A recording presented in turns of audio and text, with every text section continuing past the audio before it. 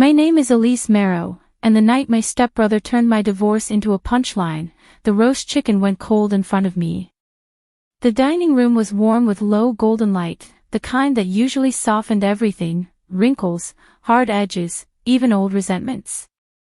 My mother's crystal chandelier hummed faintly above us, glasses clinked, cutlery tapped porcelain. For a few minutes, it almost felt like any other family dinner. Then Ethan cleared his throat.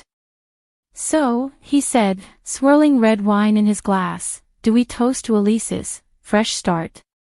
Or is that what we call getting dumped now?" A ripple of awkward laughter traveled around the table. Not loud, just that nervous, uncertain kind people make when they're choosing sides. My stepmother, Diane, pressed her lips together. My younger cousins exchanged looks. My mother stared at her napkin, smoothing the crease that wouldn't go away. I folded my hands in my lap so he wouldn't see them shaking. "I left, actually," I said quietly. "It was mutual." Ethan leaned back in his chair, smirking. "Sure. Mutual. The way overdrafts are mutual between you and the bank." His words floated over the table like smoke, staining the air. I watched them land on everyone's faces. I went hot, then cold. It wasn't the first time he'd made a dig about money, about how I'd never understood numbers and always lived in La La Land, but this time, he wasn't just talking about my career or my spending. He was talking about my failure. I caught my reflection in the glass cabinet behind him, a woman in her mid-30s with tired eyes, a simple navy dress, hair twisted back in the same low bun I'd worn in court 3 months before. Divorce had hollowed me out in quiet, invisible ways. You could hide some of it with makeup and a steady tone, but not all. "I'm okay, Ethan," I said, keeping my voice level. "Really?" He raised his glass. "To Elise. May her next husband read the fine print." This time, the laughter was louder. My fork scraped my plate. I could feel my heartbeat in my throat, in my ears. I wasn't going to cry. Not in front of him. "I thought we were having dinner," I said softly. "Not stand up." For a second, something flickered in his eyes, annoyance. Amusement, and then it was gone. He tapped the rim of his wine glass with his nail, a tiny metallic tick I'd grown to hate since my father died and left Ethan executor of the estate. That was the part that stung the most. It wasn't just that he was mocking my divorce. It was that he held the keys to almost everything my father had ever built, the house, the small rental properties, the investment accounts I only half understood. Since the funeral, every serious conversation began and ended with Ethan saying, "Don't worry, I've got it handled." I pushed my plate away. In my pocket, my phone buzzed. A notification from the bank, another reminder that the joint savings account with my ex-husband had officially been split and closed. I'd spent the afternoon at the branch signing the last of the paperwork, sitting at a polished desk under cold LED lights, listening to a printer spit out pages that summarized 12 years of my life in numbers and lines. While I sat at that table, taking punchlines like jabs to the ribs, a strange thought formed quietly in the back of my mind. There were other accounts. Other numbers. Not just mine and my ex's. And for the first time, instead of flinching at Ethan's financial jokes, I found myself wondering what his own statements might look like, if someone bothered to read them line by line. I swallowed, feeling a calmness settle where the hurt had been. "Excuse me," I said, pushing my chair back. "I need some air." No one tried to stop me. The clink of forks resumed behind me as I walked to the patio door, stepped out into the cool night, and let the crisp air hit my face. Streetlights glowed in the distance. Somewhere, a neighbor's dog barked at nothing. Inside, Ethan's laughter rose again, muffled by glass. It wasn't until that moment, standing under the dark sky, that I realized, he wasn't just mocking me. He was underestimating me. The week after that dinner, the silence in my apartment felt different. It wasn't empty anymore, it was waiting. My place was small, 1 bedroom, 2nd floor, thin walls. When traffic passed outside, the windows rattled faintly in their frames. The smell of coffee lingered in the air long after I'd finished my last cup. Divorce had stripped away the house, the matching furniture, the illusion of stability. All I had now were these 4 rooms and the chipped mug my father had given me when I graduated, a faded, "You did it," across the front. I sat at my kitchen table with the mug between my hands and my father's old leather briefcase open in front of me. It still smelled faintly of paper and aftershave. Before he got sick, he never went anywhere without it.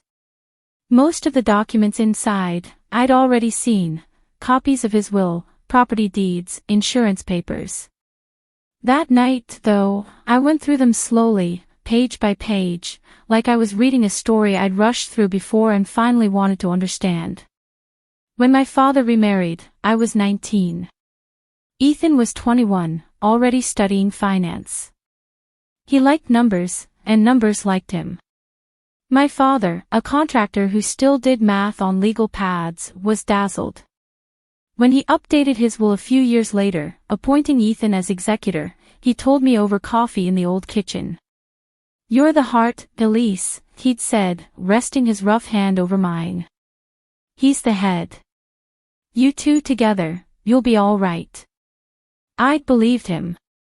Now, flipping through those same documents, I saw the gaps.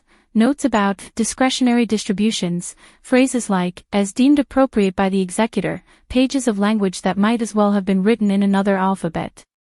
After Dad died, I had been too numb to question any of it. Too busy splitting crockery, choosing caskets, signing where I was told. Ethan had stepped up with spreadsheets and calm assurances. "You'll get your share. Just be patient, Elise. Grief and money don't mix." Months passed. Then a year. Some things did come, a transfer here, a check there. Enough to keep me from asking too many questions while I navigated a crumbling marriage. But that night at dinner, when he used my divorce like a prop, something crystallized. He needed me to feel small. If I was the one who couldn't keep a husband, then I was also the one who couldn't be trusted with complicated financial decisions. If I was irrational, emotional, messy, then obviously Ethan, the steady one, the responsible one, was the only logical guardian of my father's legacy. And my father's legacy was the only thing I really had left. If Ethan mishandled those funds, I wasn't just losing money. I was losing the last tangible proof that my father had worked his whole life for something more than caulking and concrete. I was losing the ability to stand on my own 2 feet. I was losing my say in our family story. I ran my fingertips along the edge of a manila folder, feeling the weight of it. I wasn't an accountant. I wasn't a lawyer. I was a freelance interior stylist who knew color palettes and spatial flow, not capital gains and estate tax. I had spent years apologizing when the numbers didn't make sense to me. But I knew something else. When someone needed you to believe you were incompetent, it was usually because they had something to hide. My phone vibrated on the table. A message from my mother. *, how are you, honey? Sorry about Ethan the other night. He can be insensitive. He means well, *. I stared at the screen, then texted back, *, I'm okay. Just tired. Love you, *. I didn't mention the briefcase. Or the way my heart pounded when I opened the envelope from the bank earlier, the one summarizing all transactions from an old joint investment account my father had opened, for the future. Most of the transfers looked normal. But near the bottom, a pattern had started to tug at me, small amounts, repeating names, a trickle that felt deliberate. I took a photo of the statement and sent it to the only person I trusted with numbers, Priya, an old friend from college who now worked as a forensic accountant. "Can you glance at this?" I typed. "Something feels off but I can't put my finger on it." 3 dots appeared immediately. Call me, she replied. Outside, the late afternoon light was fading to a soft blue. Somewhere down the hall, a neighbor's TV murmured.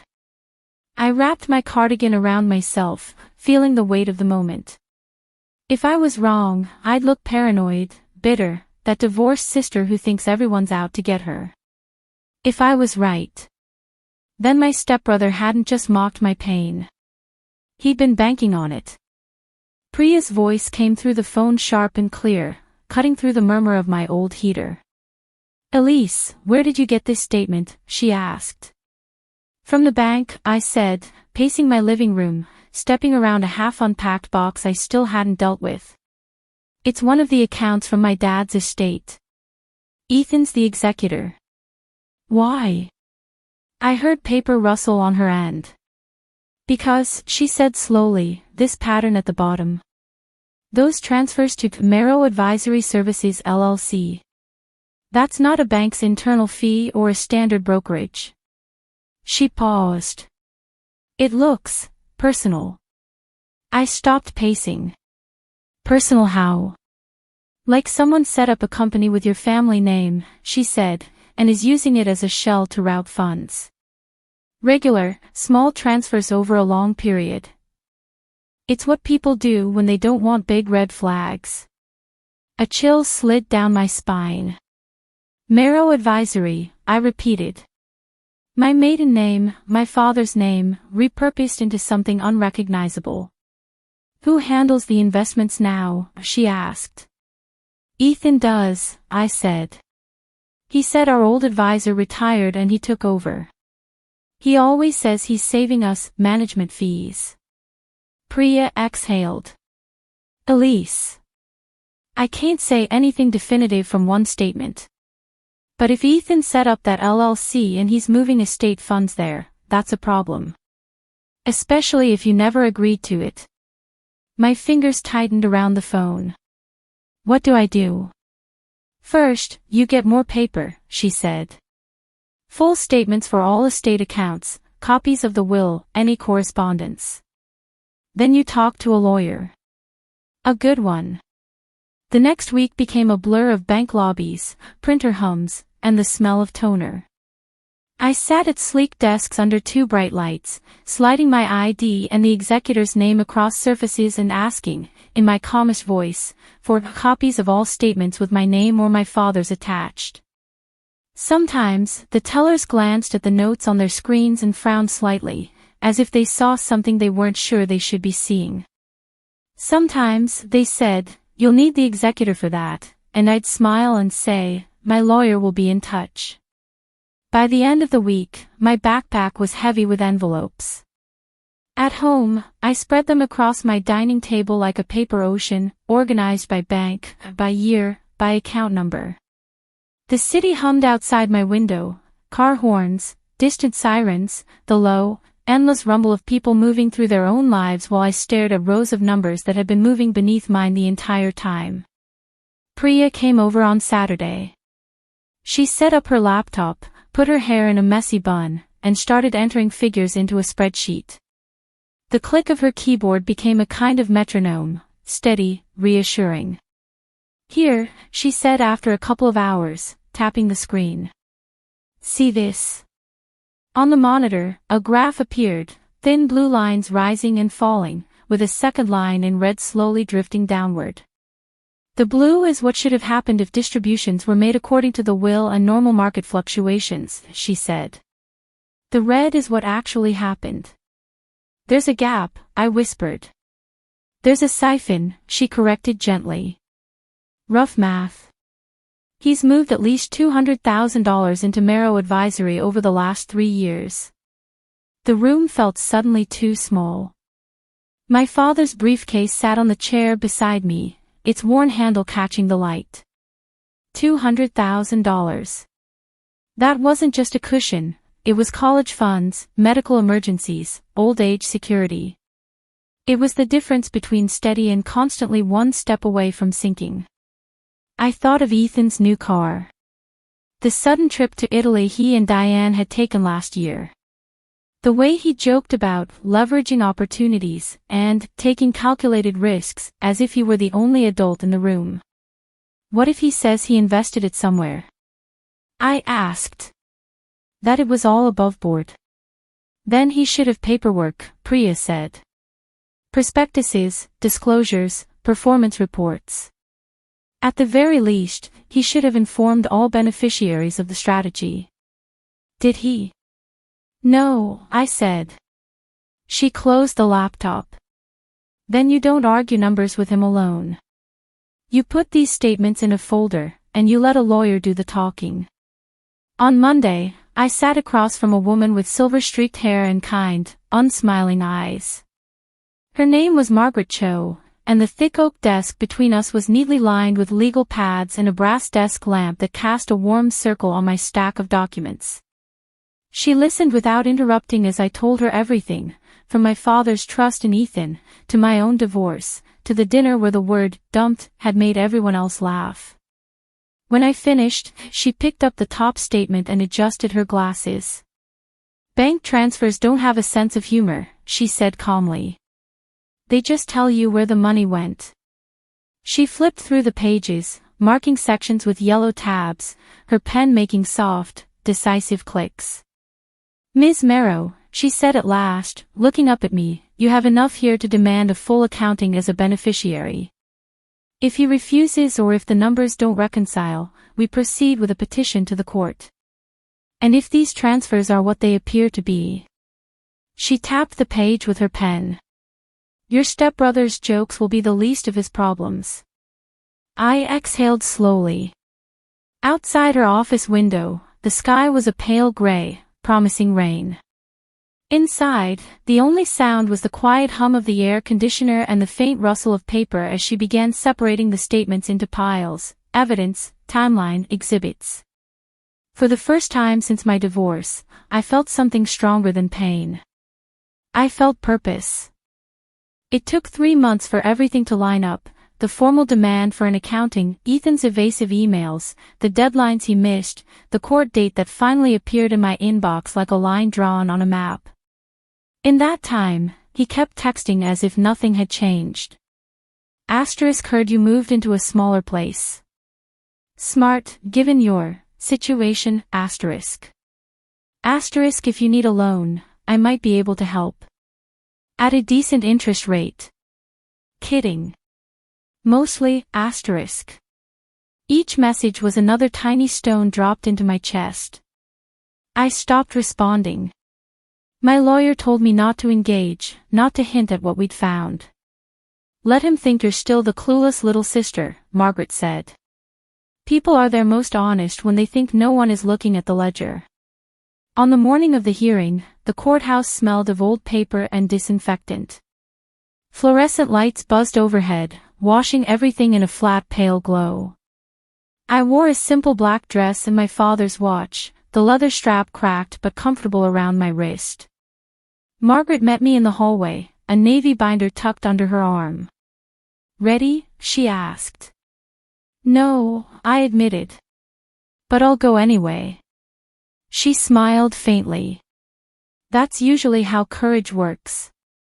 Inside the small probate courtroom, wooden benches faced a raised desk where the judge would sit.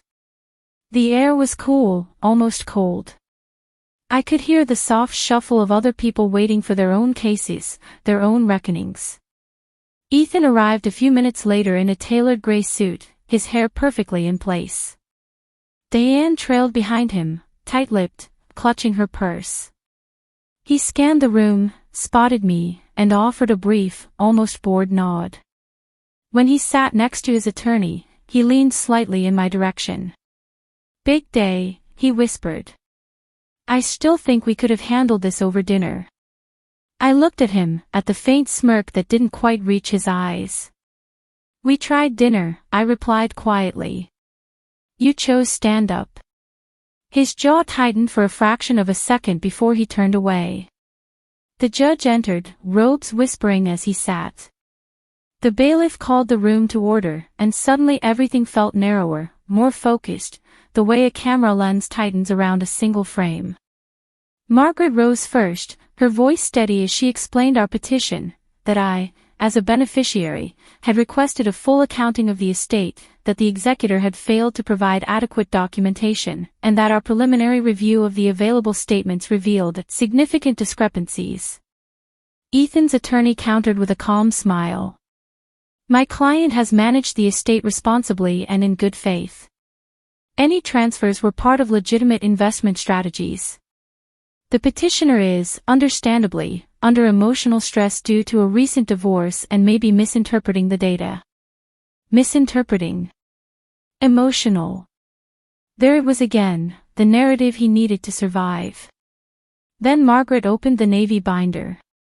Inside, each tab was a month, each page a statement with certain lines highlighted in neat, bright yellow. On the table between us, she placed a single printed sheet, a summary of every transfer to Marrow Advisory Services LLC. Your Honor, she said, sliding a copy to the judge and another to Ethan's attorney, we've traced a total of 217 transfers from estate accounts to a company controlled solely by Mr. Ethan Clark. The beneficiaries were never informed.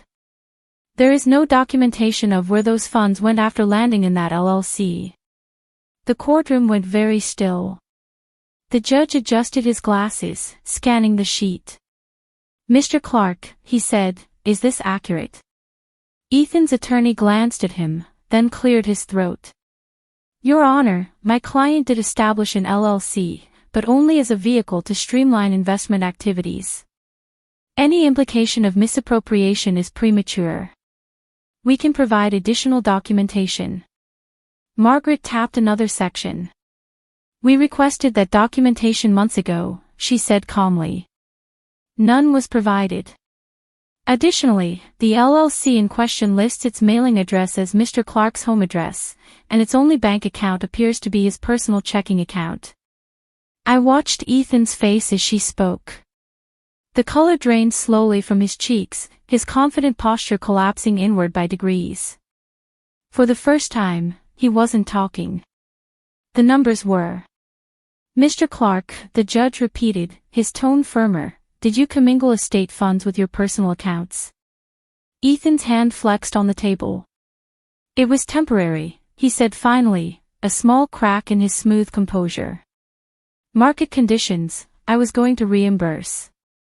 So you admit, Margaret said quietly, that you used estate funds for your own purposes without informing the other beneficiaries.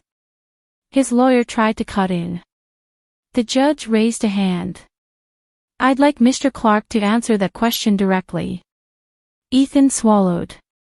Yes, he said, staring at the table.